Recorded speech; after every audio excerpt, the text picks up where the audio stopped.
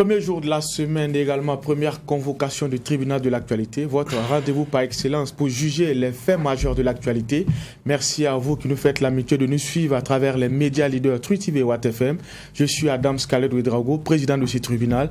Avec moi sur ce plateau, les juges au siège, Geoffroy Vaha Bernard Bougma. Bonjour et bienvenue. Bonjour président, bonjour juge Vaha, bonjour madame, monsieur. Bonjour juge Bougma, bonjour président, bonjour auditeurs et téléspectateurs. La fin du terrorisme au Burkina Faso passera par une solution endogène. C'est la conviction de celui qui est à la barre ce matin, chercheur et écrivain burkinabé. L'initiateur de Great Call pense pouvoir venir à bout du terrorisme en seulement 6 mois avec son plan dénommé Obar. Sylvain Salga est notre convoqué du jour. Bonjour et bienvenue. Bonjour, merci pour l'invitation. Alors, comme je l'ai dit, avec vous, nous allons parler de la lutte contre le terrorisme et votre vision pour venir à bout de ce phénomène-là. Mais avant, nous allons, comme d'habitude, ouvrir la première fenêtre de cette émission, les avant-propos.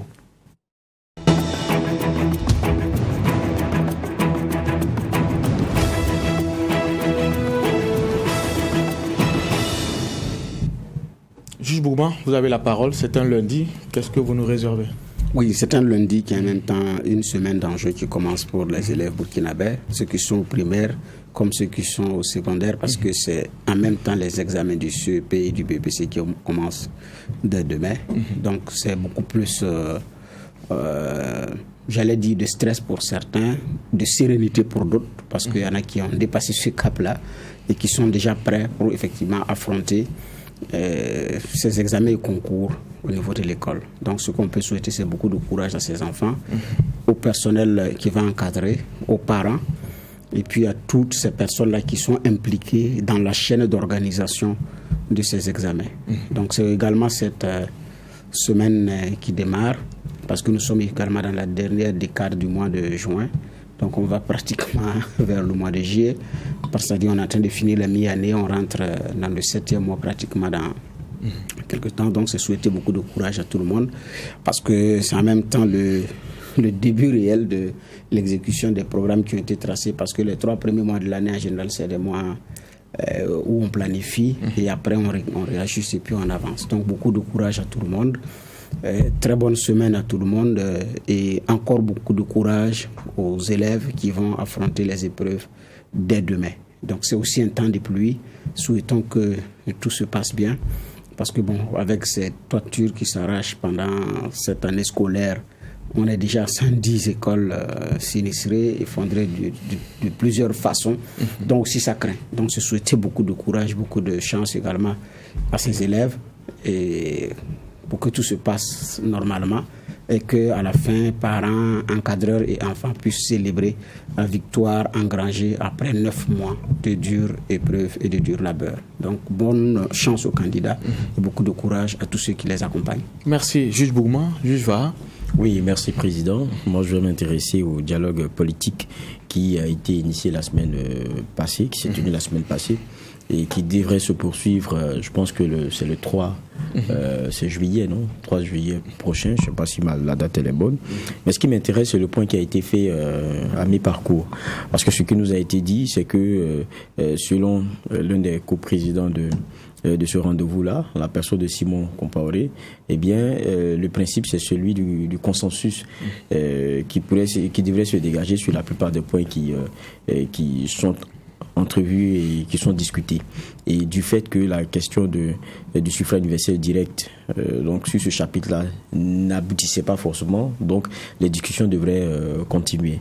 Mais il y a eu un genre de point à mi-parcours qui a été fait. Il y en a qui était Simon Compaoré qui disait que, donc c'est pour la partie majorité, hein, donc MPP, qui disait évidemment que sur la question sécurité, il y a par exemple les ministres de la Défense, de la Sécurité, le CMGA qui ont été entendus, et cela a permis à tout le monde de comprendre un certain nombre d'éléments.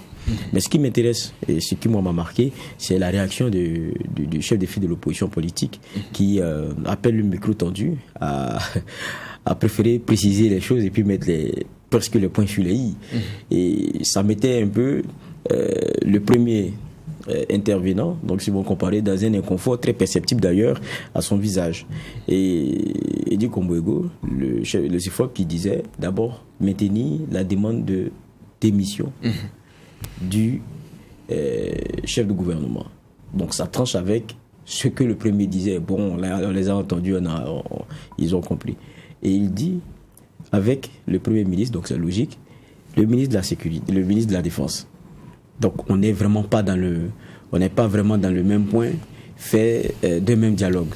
Ça, au moins c'est clair. Et même sur la question des forces spéciales, il y a le chef de file de l'opposition politique qui a dit que ce qu'ils ont demandé, c'est qu'on soit très regardant sur comment on encadre ça pour ne pas qu'il y ait un genre de laisser aller et qu'on se retrouve dans des situations difficiles après. Donc on sent que de dialogue, il y en a eu, mais sûrement très âpre.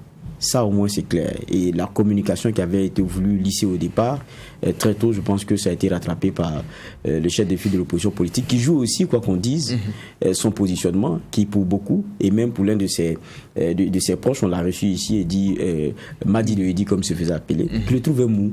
Et ça, c'est des personnes qui sont dans son camp, on dira. Donc, imaginez-vous ce que pensent d'autres observateurs de ce qui se passe sur notre scène politique. Et je crois que là, il a saisi la balle au bon. Il a précisé les choses, et quitte à raffermir et à éclairer sur ses postures. Ça serait intéressant de regarder comment les choses vont se poursuivre. Merci, messieurs les juges, pour ces mots introductifs. Merci également à l'équipe de réalisation qui nous permet d'être avec vous du lundi au vendredi sur le coup de 8h. Pour ceux qui nous prennent en marche, Silver Salga est notre convoqué du jour. Vous aurez ce temps d'antenne-là, monsieur Salga, pour exposer votre vision de la lutte contre le terrorisme et ce que vous apportez justement comme solution. Mais nous allons nous permettre des questions de généralité. Je rappelle que vous êtes un chercheur et écrivain burkinabé. En 2020, vous avez déposé votre dossier pour briguer la magistrature suprême. On se rappelle, votre dossier n'a pas été retenu. On ne va pas refaire l'histoire. Mais qu'est-ce que vous retenez et qu'est-ce que vous gardez comme expérience justement de cette candidature, en tout cas, que vous avez tentée à la présidentielle? Ok, merci beaucoup et je vous remercie pour l'invitation encore. Très rapidement, c'est dit d'abord à tout le peuple burkinabé toute ma reconnaissance pour ce soutien, parce que quand même il y a eu ce soutien moral, même si la candidature n'a pas été acceptée. Alors tout ce qu'on peut retenir, c'est que c'est un premier pas. C'est un pas autant qui devait permettre quand même de faire bouger les lignes à un certain niveau, parce que quand même on a des lois et des conditions qui ne permettent pas à des jeunes de pouvoir s'exprimer, alors que je pense que dans un pays de jeunes, alors il faut avoir toute la largesse nécessaire pour que tous ces jeunes qui pensent qu'ils peuvent faire quelque chose pour faire avancer le pays, qu'ils puissent s'exprimer et non être dans des considérations dépassées et des considérations vraiment très lointaines qui n'ont rien à voir avec nos réalités actuellement. Alors donc, je remercie aussi la CENI, je peux le dire ainsi, parce que ils ont quand même fait un boulot remarquable le jour de la commission, etc. Tous les candidats ont pu s'exprimer et dire réellement ce qui vraiment le ressortait de leur cœur. Alors pour ma part, c'est dire que alors nous devons quand même réviser cette loi qui limite l'âge minimum à 35 ans. Voilà, parce que être candidat, ça ne veut pas dire forcément être président. En Allemagne, il y a des pays où c'est 18 ans. Dès que tu es électeur, tu es éligible. Donc, je ne vois pas en quoi il faut aller jusqu'à 35 ans pour dire que tant que tu n'as pas 35 ans, tu ne peux pas être président. Donc c'est implicitement dit quand même que tous ceux qui n'ont pas 35 ans ne votent pas le président. Donc c'est vraiment le message que j'ai voulu faire passer. Et rassurez-vous, c'était pas, il y a des gens qui ont pris ça en plaisantin et autres. Alors il faut que les gens sachent que c'est pas une petite décision de se mettre sur la tête, je veux être président du Faso. Alors je suis allé, j'ai vu tous ces candidats mastodontes, on le dirait entre griffes, mais j'ai déposé la candidature comme eux. Sachez que c'est un poids lourd. C'est de l'espoir que tu donnes à des gens. Et il faut pouvoir assumer. Donc, il ne faut pas prendre cet acte comme un acte présenté. C'est longuement réfléchi et sachez que je suis sur la ligne. Et les échéances à venir, je pense, c'est 2025. C'était de la communication politique. Alors, pas la communication politique. Alors, si ces lois ne pouvaient pas... Peut-être que je savais qu'on allait me récaler, parce qu'il y a ces lois. Et comme je dois respecter les lois, il n'y a pas de problème. Mais quand même, il faut savoir que ce n'est pas seulement l'âge qui fait les exploits, c'est les exploits qui font l'âge. Voilà, il ne faut pas juste dire que la personne a tel âge et autres croire que la personne peut être président. Non, il y a des gens qui ont moins que ça, mais qui peuvent faire valoir le pays, peut faire vraiment élever le niveau et faire développer le pays. Et voilà vraiment mon message. Comme je l'ai dit, moi je suis dans l'ensemble mouvement agricole, j'ai jamais, c'est pas un parti politique comme je l'ai dit, parce qu'on en a assez.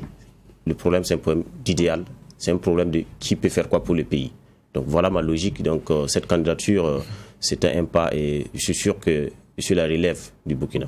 D'accord. Monsieur le juge, nous sommes à l'étape de généralité. Vous avez été bloqué par l'âge. Vous voulez qu'on mette l'âge vous voulez la limite d'âge à quel âge? Alors, dès qu'on est électeur, on doit être éligible. Donc, je ne vois pas de limite d'âge. Si tu es électeur, tu peux être éligible. Donc, je ne vois pas en quoi on peut faire des trucs, un consensus, ou je ne sais pas, un postulat ou un truc, dire seulement qu'il faut 35 ans minimum. Non, je pense qu'il faut permettre pour une démocratie limpide et accessible à tous. Dès que tu es électeur, tu dois être éligible à tous les postes. Comme on appelle ça, l'argument avancé par ceux qui l'ont conçu estime que au niveau des municipales, il y a un âge, à l'Assemblée nationale, il y a un âge, à la présidentielle, il y a aussi un âge limite. Bon, pour eux, c'est compte tenu des charges que cela appelle et qui appelle une certaine maturité. Bon, j'ai l'impression que vous ne partagez pas cet avis. Alors, si moi je vous retourne la question, alors si on vous dit l'âge, qu'est-ce que l'âge fait en réalité? J'aime toujours prendre l'exemple d'un bébé qu'on prend, mettre dans une cellule, on l'entretient bien, et au bout de 80 ans, on le fait sortir. Alors, vous aurez affaire à un vieux. Mais de quel vieux s'agit-il? Qu'est-ce qu'il connaît? Qu'est-ce qu'il peut faire? Donc, il faut qu'on arrive à se passer de ce paradigme, de ces blocus en termes d'âge, en termes de trucs. Il faut permettre l'éclosion des talents. Voilà. Si la personne n'a pas de compétences, on le juge sur les urnes, etc. Mais pas dire que non, il faut tel âge minimum pour faire ceci, pour faire cela. Non, non, moi je ne suis pas d'accord. Je pense que ce n'est pas l'âge qui fait les exploits, comme je viens de le dire. Il y a des gens nous sommes dans un pays de jeunes, il faut que les gens puissent comprendre ça. On a plus de 75% de jeunes qui n'ont pas cet âge qu'ils ont limité là. Alors pourquoi vous ne voulez pas que les jeunes s'expriment?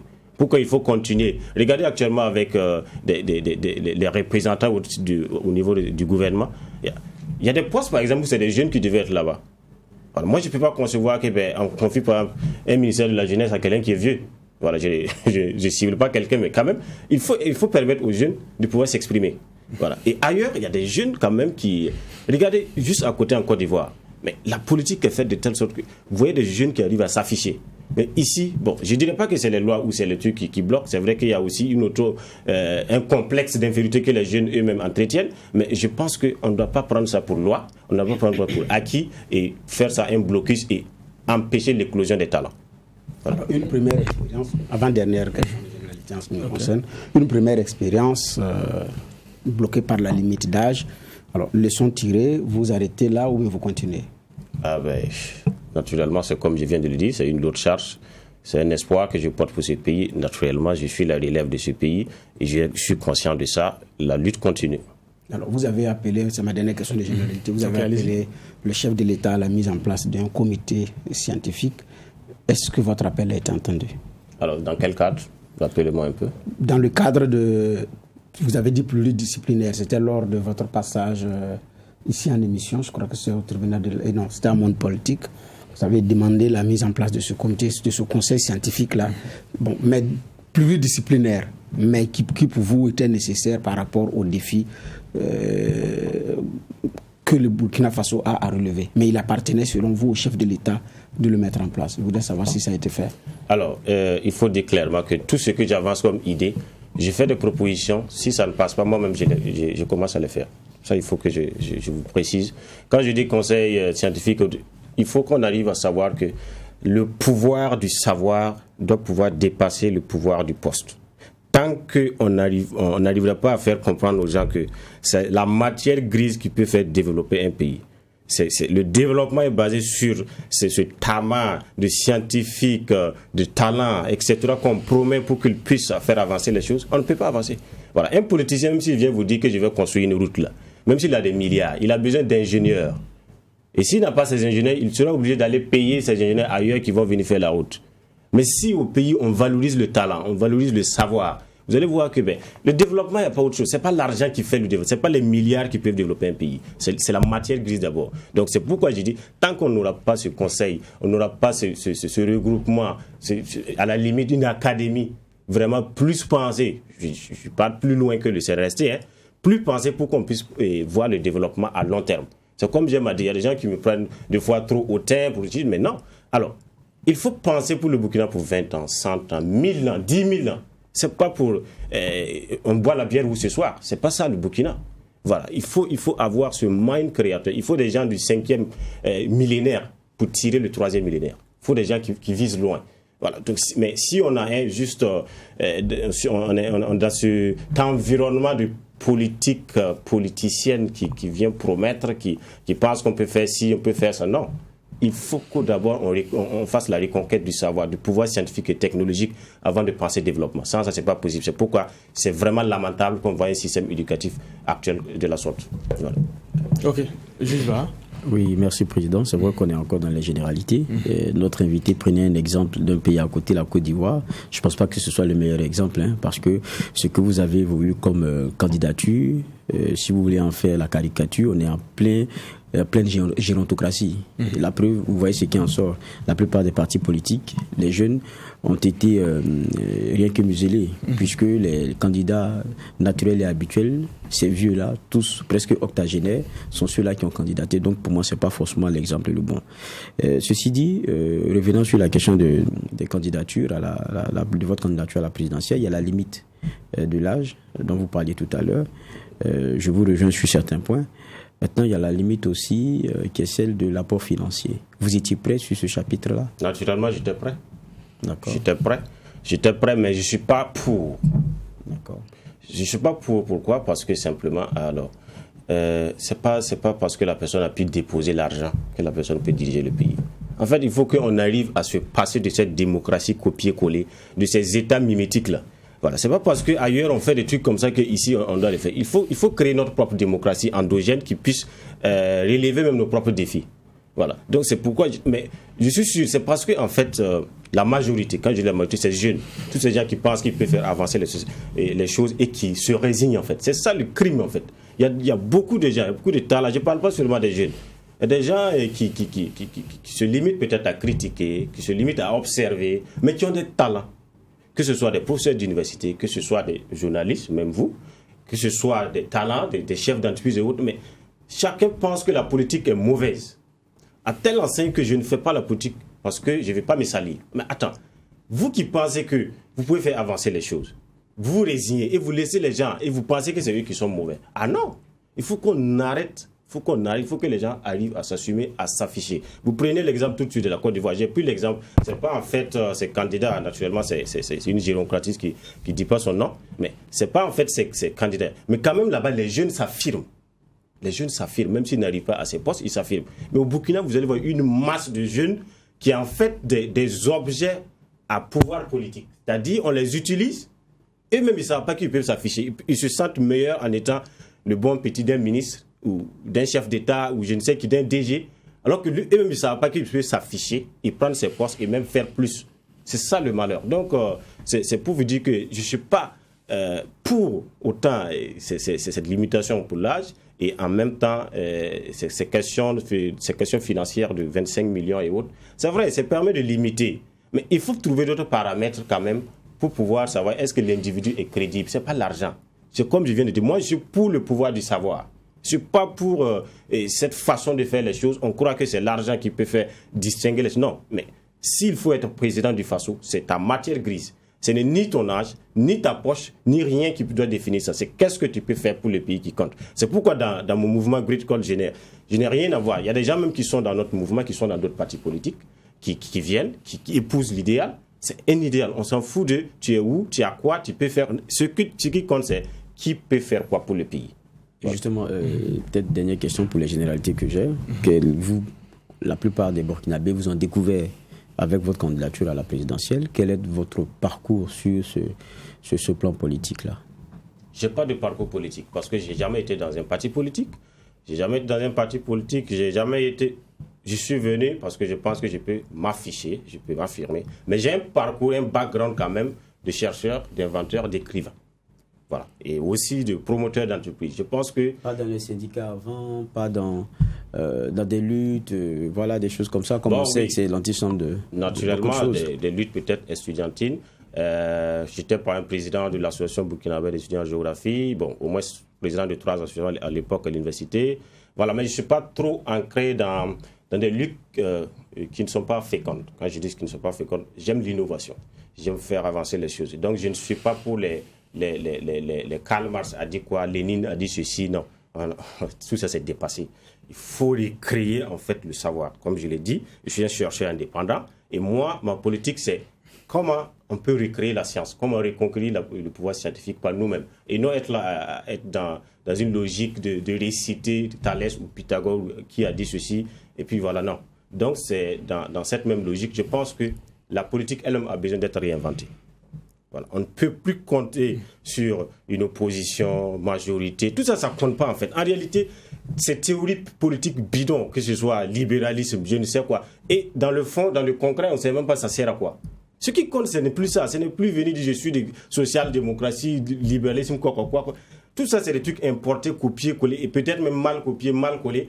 Et ça ne sert à rien en réalité sur le concret, sur le terrain. Moi, ma politique, c'est réinventer ça. Faire en sorte que ceux qui pensent que la politique est mauvaise, qu'ils s'engagent, qu'ils s'affichent, et eux qui pensent qu'ils peuvent changer les choses, c'est à eux d'aller à l'avant. Et deuxièmement, faire comprendre que cette histoire de je suis de tel clan, je suis de tel... Non. Le pays devrait être tout et un. Et on devrait savoir qui peut faire quoi. Les élections devaient être basées sur ça. Ce n'est pas je suis de tel parti.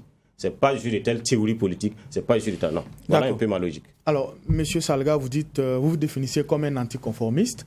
Vous prônez une nouvelle façon de faire la politique à travers ce que vous avez appelé le grid call. Aujourd'hui, comment se porte ce grid call-là? Est-ce que les Burkinabés répondent à l'appel?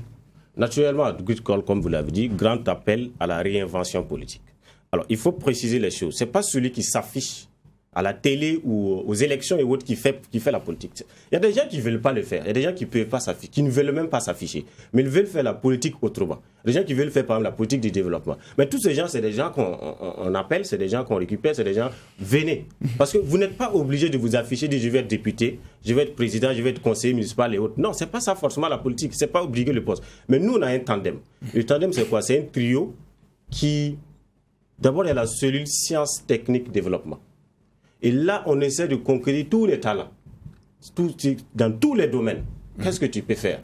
Parce qu'on est convaincu que si on a le pouvoir scientifique et technologique, c'est comme les gens crient chaque fois, la France n'a qu'à partir, tel pays n'a qu'à faire quoi, on nous colonise. Attends, c'est parce que vous n'arrivez pas à vous affirmer.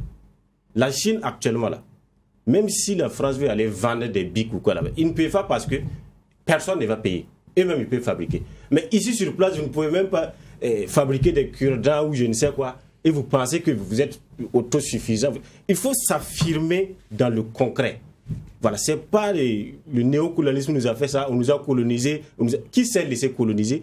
Qui s'est laissé avoir? Qui se laisse toujours avoir? Il faut qu'on s'affiche. Donc il y a des gens, si on est sûr que si on a le pouvoir scientifique et technologique, on peut fabriquer nos propres caméras, on peut fabriquer nos véhicules, on peut créer nos propres vaccins, etc. On sera libre, on sera véritablement indépendant. Et c'est ce pouvoir scientifique que nous, on essaie de rechercher, de reconquérir en créant cette cellule sciences, tech, développement.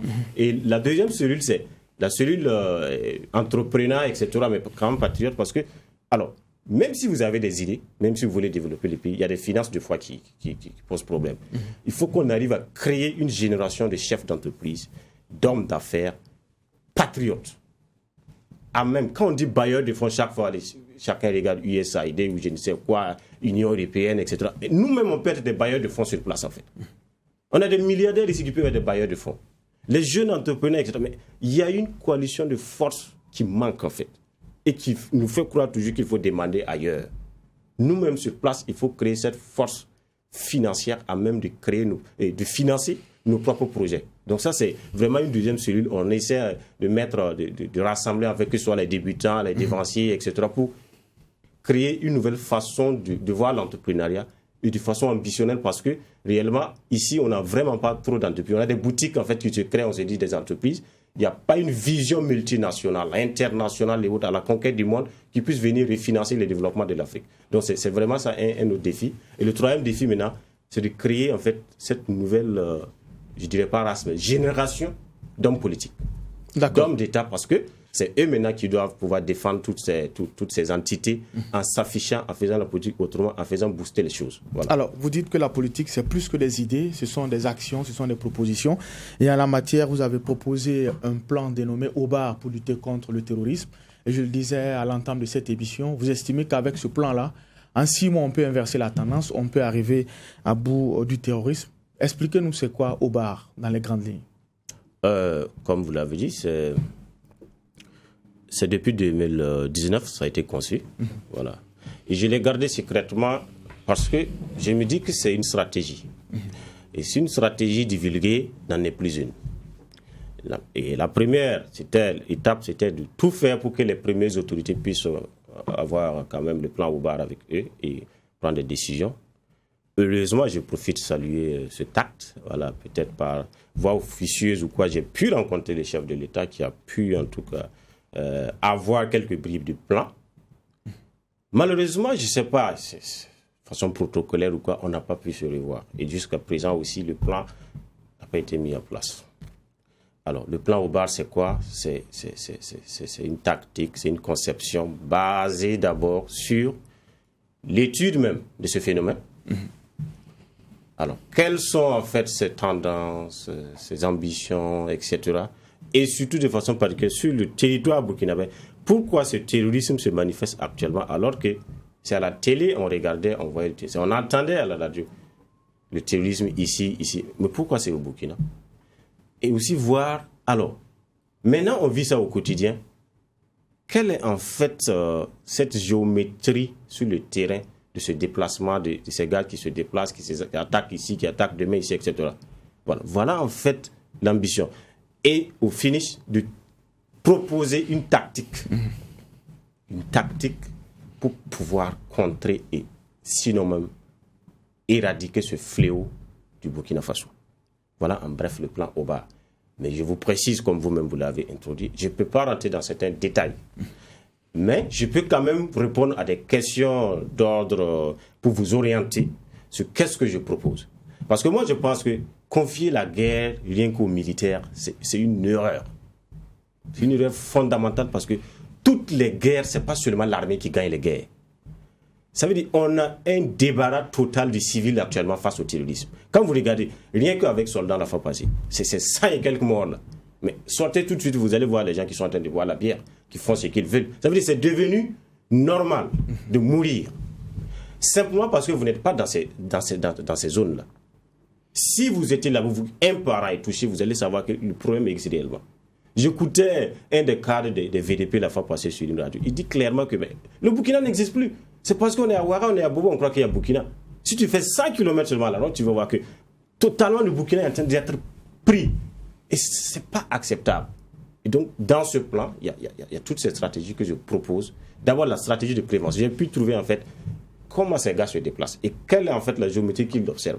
Je vous précise clairement, et ça, ce n'est pas pour me jeter des fleurs, il y a des attaques, quand j'ai pu rencontrer les autres. Je leur ai dit clairement, en fonction de ce qui se passe, voilà ce qui va se passer. Ces zones-là seront attaquées. Moi, j'ai prévu ces attaques au nord, là, depuis 2019. Parce que quand vous regardez, les villes comme Dori et autres, c'était épargné. Mais regardez maintenant, actuellement, comment ils se déplacent. Ça veut dire qu'ils sont à un autre niveau, en fait, de leur méthode. Pendant ce temps, nous, on n'a pas de stratégie. Nous, on croit que c'est aller avec les Kalash, c'est aller, voilà. Les militaires, là, c'est des gens qui doivent vivre comme les civils. C'est des gens qui ont des ambitions, qui ont des rêves, qui veulent aussi réaliser leurs rêves. Ce n'est pas des gens prêts à mourir. Ce n'est pas des gens, quand même, c'est eux qui doivent mourir et puis les civils vont. Non, il faut qu'on arrive à avoir une coalition civilo-militaire pour mieux attaquer ce problème. Mais c'est ce qui est fait avec les VDP actuellement. Alors, les VDP, ça, c'est toujours une stratégie militaire pure et pure. Alors, qu'est-ce que les journalistes font actuellement contre le terrorisme? Qu'est-ce que les scientifiques, qu'est-ce que les professeurs, ces sociologues, qu'est-ce que, en fait, le civil, dans tous ces domaines, quelle force avons-nous pour encourager même les militaires sur le terrain? Ce n'est pas ces actions spontanées de on va cotiser, quoi, aller donner comme ça parce qu'il y a tel nombre de morts, on va faire. Non, ça veut dire qu'il faut recréer un courage national. C'est ça qui manque en fait. Il faut recréer un courage national à même de motiver ceux qui sont sur le terrain et à même de donner au peuple une certaine force de n'avoir pas peur. la peur devrait être transformée actuellement en un courage national qui permettrait de bloquer en fait ce fléau. Ces gars-là, ils ne sont pas nombreux, ces terroristes ne sont pas nombreux. Mais quand même, pourquoi ils arrivent à créer cette guerre de chicose? Ils sont en train de faire une stratégie de turbidité dans leurs attaques, mais il faut leur répondre aussi par la chicose, par une stratégie de guerre, de tenaille ou de positionnement. Dans tous les cas, il faut une collaboration civilo-militaire assez claire. D'accord. Parce qu'il ne faut pas laisser juste croire que bon, c'est le militaire qui doit mourir, il ne doit vivre. Non, moi je ne suis pas d'accord pour ça. Juge Va, vous avez la parole. Oui, on va revenir à votre plan.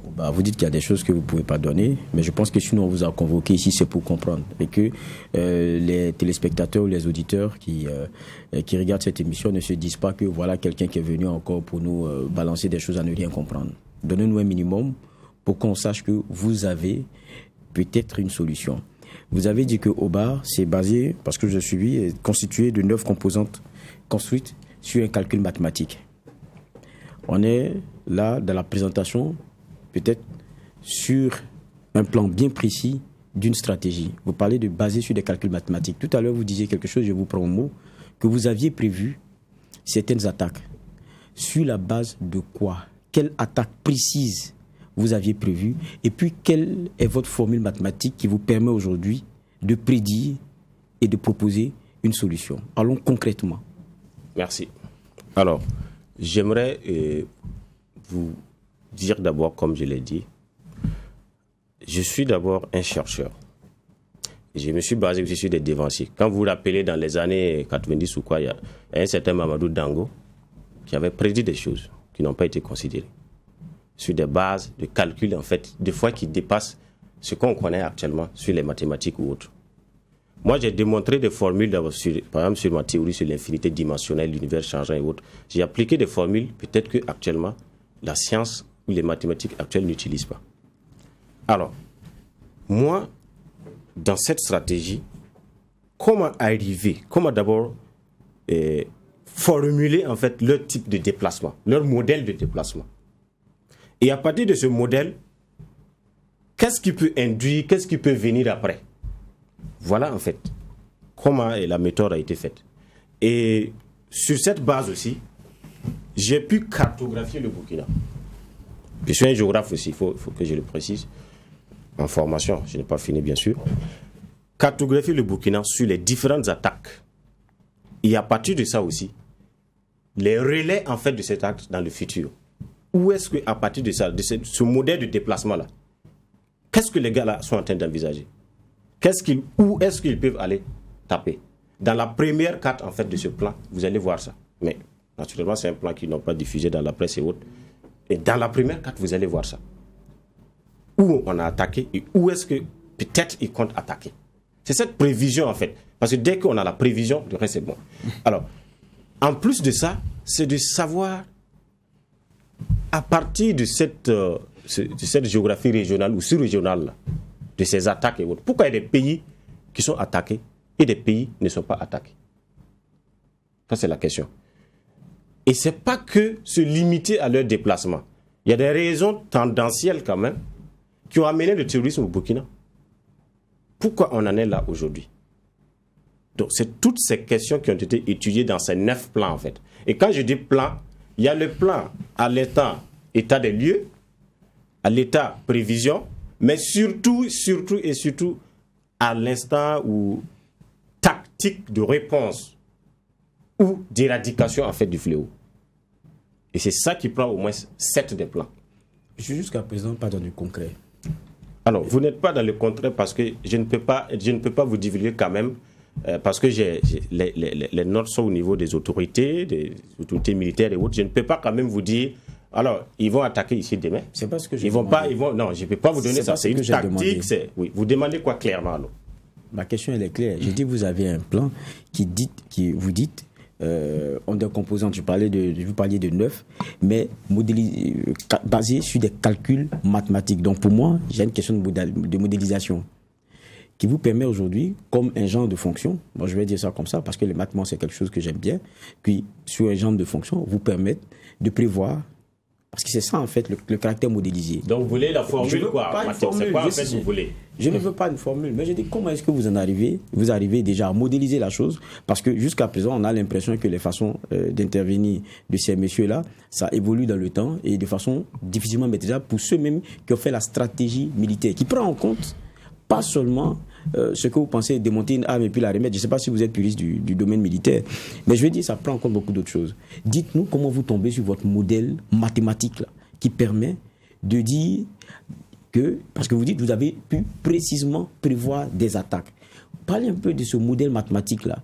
Comment il fonctionne? C'est des calculs, c'est des chiffres, c'est quoi qui permet que, monsieur, c'est qu'on devrait attaquer peut-être à Solan, on devrait attaquer à temps, et qu'aujourd'hui, peut-être, il peut nous dire que demain, on peut attaquer dans tel autre coin, on peut attaquer dans tel autre coin, et au regard de sa modélisation, donc mathématique, que voilà la réponse qu'il faut apporter aujourd'hui, ici et maintenant. Parlons-nous de ce modèle, parce que jusqu'à présent, je suis encore je dirais même pas dans l'abstrait, mais dans du difficilement, dans quelque chose qui est difficile à cerner. C'est ce sur quoi je veux des détails. Alors, merci beaucoup pour votre intervention et la précision de votre question maintenant. Mais je vous précise encore, entre griffes, que ce que vous voulez, c'est quelque chose que je ne peux pas vous donner.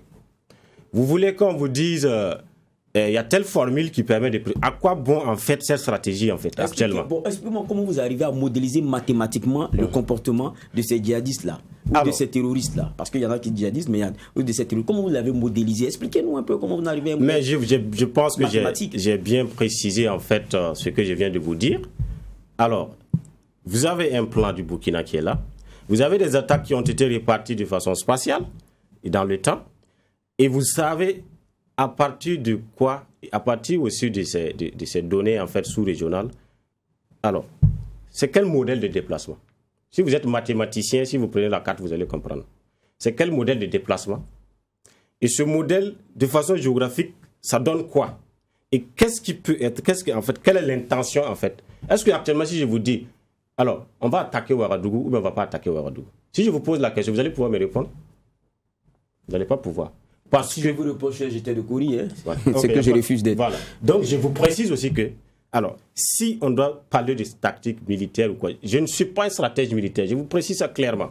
Vous avez parlé de gens qui ont fait l'école de guerre, qui ont fait... Mais il faut savoir que c'est pas que les militaires qui gagnent les guerres. Mais revenez sur ma question. Je vais vous revenir. Je vous dis clairement que ce modèle mathématique, ce modèle de prévision et autres, c'est basé sur des calculs et je suis sûr que si vous regardez, c'est juste une formule franc-maçonnique en fait qu'ils utilisent. Formule franc-maçonnique. Simple. D'accord. Ça devient intéressant. Mais à partir de ça, non. Mais attendez, ils ont un type de déplacement. Je peux vous dire que c'est à partir de ça qu'ils envisagent en fait. Ils essaient de planifier les attaques. C'est à partir de ça aussi, moi je peux proposer d'autres solutions. Et c'est ça que j'ai proposé. Mais il a posé une question franc-maçonnique. C'est vous qui utilisez la technique là ou bien c'est eux? Non, pourquoi? C'est eux. C'est eux qui utilisent. Il a dit que les terroristes évoluent selon un calcul franc-maçonnique. Simple. C'est lequel? Expliquez-nous. Je ne peux pas vous le dire. Je suis désolé. Vous voulez aller dans des détails quand même qui ne sont pas... Moi, je préfère plus que vous soyez dans la logique de... Qu'est-ce qu'on propose en fait? Bon d'accord, vous proposez quoi? Voilà, je ne suis pas dans cette logique. Ce que vous... C'est pas... Mais pour que vous soyez crédible aussi. Non. Parce que moi, je pense... La crédibilité, c'est le fait que je puisse vous dire, alors, voilà ce que je propose. Vous pouvez aller en détail en off. Et à partir de ça, vous faites votre analyse, vous faites sortir un article, je ne sais quoi. Mais je pense que ce n'est pas ici, je vais vous dire, ah, il faut faire comme ça, il faut faire... Attends, les gars là sont en train de nous regarder aussi, non? Quel est en fait l'intérêt? Ok, juge Bourma. Alors, donc, la méthode, elle est scientifique. Claire. Pas forcément... parce qu'on a des soldats qui ont fait l'école de guerre. Donc, maintenant, nous sommes dans une guerre qui n'est pas classique et qui, entre griffes, déjoue également les plans de ceux qui ont fait l'école de guerre. Là, effectivement, je suis d'accord qu'il faut de nouvelles méthodes. Ça, tout le monde est d'accord que, étant donné que c'est une attaque par surprise, ce n'est pas une rébellion armée, vous voyez la progression des troupes, mais parfois il y a 2 ou 3 acteurs qui viennent régler, comment on appelle ça, commettre un acte et puis disparaître. On l'a vu à l'état-major, on l'a vu au niveau du restaurant Cappuccino. Donc il y a plusieurs modèles. Quand il y a des attaques, il y a plusieurs modèles. Donc il nous faut naturellement nous adapter. Ça, au moins tout le monde est d'accord là-dessus. C'est dans ce sens-là que vous proposez effectivement une méthode qui est scientifique, donc qui est basée sur des calculs, la géométrie et tout. Bon, maintenant, vous dites que les autorités vous ont écouté et nous voulons savoir la suite. Alors, est-ce qu'elles vous ont donné l'assurance que votre méthode sera appliquée ou pas? Et quelle est la suite? Parce que ça aussi, ça intéresse les Burkinabés. Vous l'avez dit, vous avez cité Dango a été ici. Il a dit comment est-ce qu'il avait fait ses prévisions et comment en son temps il avait été négligé. Le même Dango avait dit d'ailleurs qu'il avait eu la chance en son temps d'avoir été soutenu par le président Kaboré qui en son temps était Premier ministre. Et bon, lui, quand le président n'a plus été Premier ministre, c'est fini en même temps pour lui parce qu'il a eu maille à partir avec les chercheurs burkinabés qui ont fait les grandes écoles et les académies d'outre-mer qui sont revenus. Donc il avait de la difficulté pour se faire comprendre. Et après, l'histoire lui donne raison. Mais maintenant, moi, c'est partant effectivement de toutes ces expériences, parce que vous n'êtes pas le seul qui trouve des choses au Burkina dont on néglige. Je connais certains. Mais je ne veux pas aussi dire que votre formule est une bonne formule. Il y en a aussi qui ont trouvé qui sont des bonnes formules qui ont été pratiquement ignorés et royalement ignorés. Je connais certains. Maintenant, vous, moi, ce que je veux savoir, quel a été l'accueil de votre méthode au niveau des autorités? Vous avez dit que vous avez eu la chance d'échanger avec le chef de l'État là-dessus. Est-ce qu'après, vous avez aussi eu une rencontre avec la hiérarchie militaire? Ok, merci beaucoup. Merci pour. Je précise en fait, comme quand vous dites scientifique, etc. Alors, oui. Sur la base de reconnaître ou de faire l'état des lieux, et de pouvoir faire certaines prévisions, c'est scientifique. Sur la base d'aller sur le terrain, apporter des solutions et autres, c'est toute une stratégie. Voilà. Et c'est ça, je disais, cette stratégie civilo-militaire, clairement. Alors, je précise que pour ce plan Oba, quand j'ai rencontré le chef de l'État, il a accueilli. Il a accueilli et puis voilà.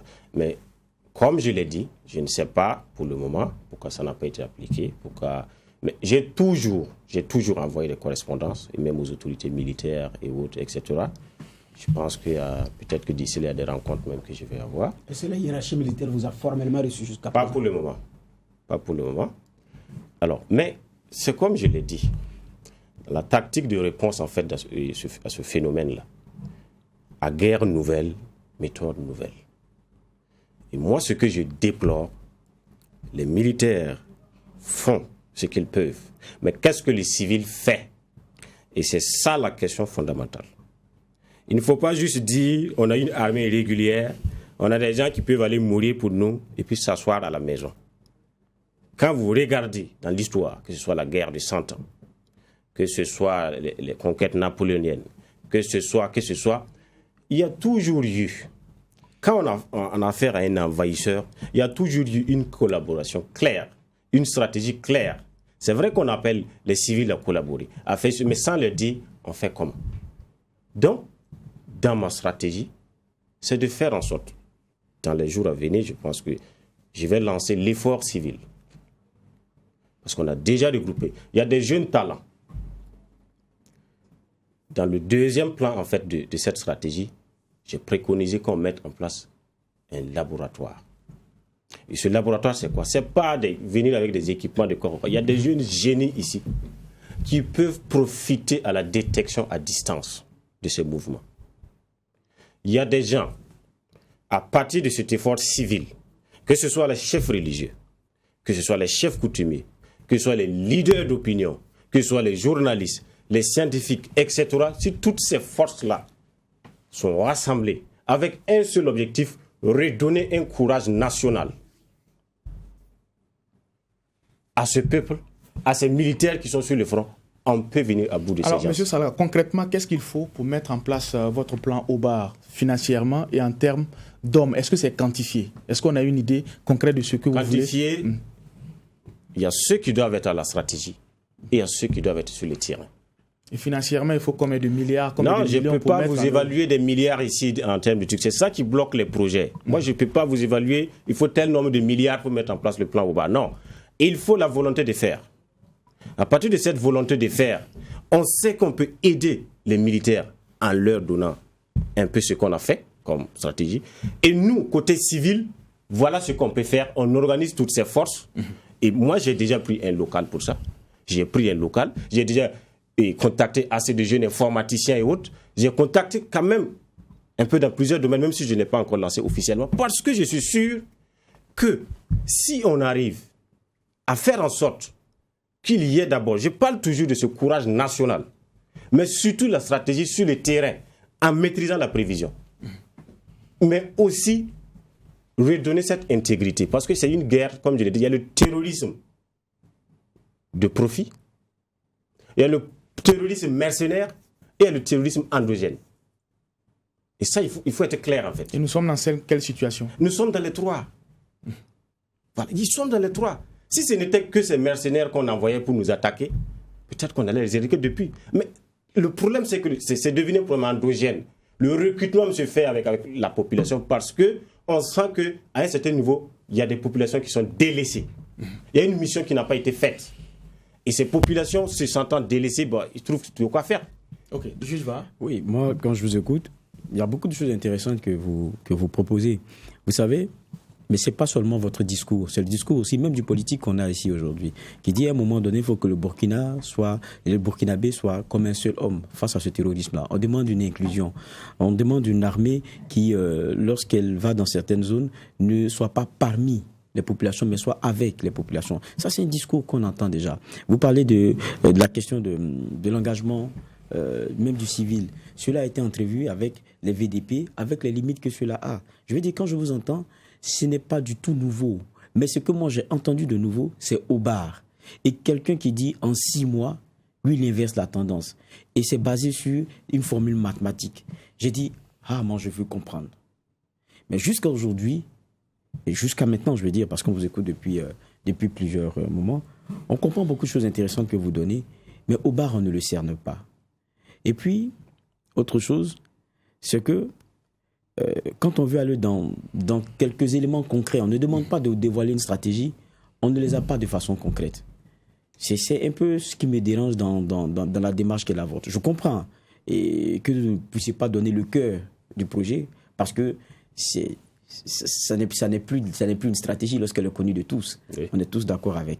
Mais je pense qu'il y a des brides d'éléments que vous auriez pu nous donner qui nous permettraient de comprendre déjà comment est-ce qu'on arrive à modéliser mathématiquement des déplacements, par exemple, de ces troupes-là. Comment vous en arrivez peut-être à prévoir, parce que vous dites l'un des plus importants, c'est la prévention.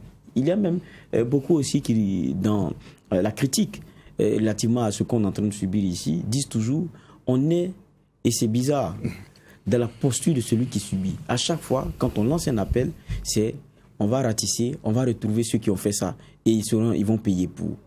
On ne sent pas la stratégie plus offensive qui nous disent à chaque jour on a eu telle personne, on a démantelé telle autre. C'est après qu'on est tapé, qu'on nous dise qu'on a ratissé, qu'on a eu. C'est comme sur des dents. C'est nous qui subissons et puis après on essaie de réagir. Donc tous ces discours, on les a entendus. Oui. Qu'est-ce que Oba propose de nouveau, de neuf, pour que en 6 mois, comme vous le promettez là, avec Oba, le Burkina connaisse un autre sort? C'est ça que peut-être certains qui nous écoutent veulent savoir. Ok, merci beaucoup. Alors, je pense que vous revenez encore sur votre première question. Et l'essentiel. Et je vous précise quelque chose. Je suis quelqu'un de concret, terrain. Allons-y. Dans tout ce que j'ai fait comme travaux d'invention ou technique ou autre, c'est sur le terrain. Voilà, pour ceux qui connaissent déjà mon parcours, ils savent déjà ce que j'ai fait sur le terrain. Mais je vais vous décevoir parce que sur ce point-là, c'est une question cruciale. La question est cruciale. Moi, je peux vous donner des bribes d'informations. Mais ce que vous voulez, je ne peux pas, quand même pas m'asseoir ici en tant que... Je ne suis pas un général, je ne suis pas le chef de l'État, je ne suis pas quoi. Moi, ce que je peux faire, c'est vous donner des orientations. Je ne peux pas vous dire... Je vous ai donné même déjà, ça même c'est trop dit en fait. Cette formule de franc-maçonnique peut-être qu'ils utilisent en fait, c'est déjà peut-être trop dit. Mais je ne peux pas aller à vous dire que bon, il y a telle formule qu'on utilise pour pouvoir prévoir ceci, cela. Non, s'il y a un comité qui est mis en place, c'est ce que nous on fait. Vous pouvez venir à la Great House, vous pouvez venir là-bas, là, vous pouvez mieux comprendre. Mais je ne peux pas m'asseoir sur ce plateau, vous dire, alors on applique cette formule, on prévoit cette... Mais ça sert à quoi alors? Donc, c'est pour vous dire clairement que la nouveauté du plan Obar, c'est d'abord la maîtrise du terrain, la prévention, mais surtout la tactique collaboration civilo-militaire en fait pour éradiquer ce phénomène. Je vous dis clairement, on n'a pas besoin, c'est pas forcément des questions d'armement. Alors, si je vous pose la question simple, alors, qui fabrique les armes, qui trafique les armes et à qui profite le crime? Peut-être que vous avez la réponse. Mais c'est pas la première fois qu'on pose des questions pareilles. Non, c'est pas ça. Parce que vous voulez en fait juste que je prononce des discours, des quoi. Nous ne sommes pas dans un plateau scientifique de démonstration de ce que j'ai fait. Nous sommes là pour vous donner des orientations. J'ai un plan. Vous pouvez me poser des questions de façon à vous donner quelques réponses. Mais je ne peux pas aller quand même dans un fond qui biaise en fait la stratégie. Ça, je suis clair là-dessus. Voilà. Mais peut-être que ça va vous décevoir, mais moi, je pense que... Alors, c'est deux fois...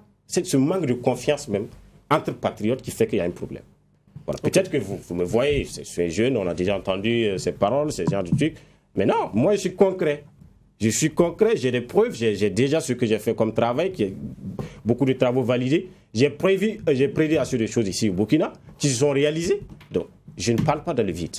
J'ai l'impression que vous me prêtez peut-être des mobiles qui ne sont pas miens.